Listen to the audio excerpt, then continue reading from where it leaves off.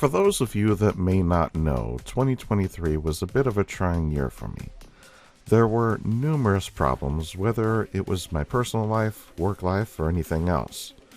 I had things happen with my family, my health, and my profession. All of this led to me being overwhelmed, and my video content suffered for it. For me, content creation is relaxing and it brings me a lot of joy. I love being able to create something that people want to see and or hear. That said, 2023's content was not only lacking in amount, but it was also lacking in quality, which is something I pride myself in. When it came to what content I was going to make, that was its own challenge. As you all know, Fallout is the main focus of this channel, with a minor focus on gaming news. However, Fallout 76 was not only lacking in any meaningful content, but I was beginning to tire of making videos about events. You see, it is very hard to put together a video on those events because the amount of lore connected to those events is minuscule.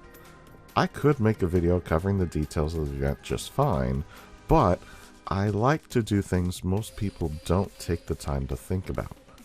I love connecting the dots in the lore and sharing that with you. That has become increasingly difficult, and thus creating content for 76 became difficult because I lost interest in doing so.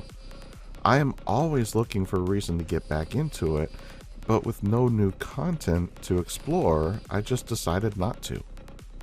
So I focused on the news because there was so much of it that had me excited.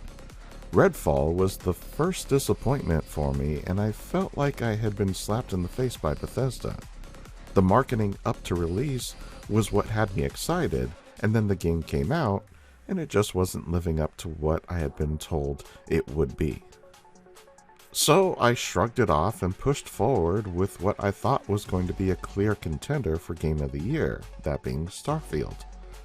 The news and marketing for Starfield had me very excited, and I had made it very clear in my reporting. Then the game released, and at first I was blinded by my own bias. As I played the game and got further down the story, I began to realize that I was sold on an idea that was falsely delivered. For me, that reminded me of the old saying, "Fool me once, shame on you. Fool me twice, shame on me." Bethesda does not get a third. So from here on out, when reporting on the news, my coverage will be more tempered. So what does 2024 hold for this channel? Well, it's going to be a return to form. More content, quality content, and a balanced approach to the news. I thank each and every one of you for sticking it out with me this past year, and I hope to see you for many years to come. Thanks for watching this short channel update.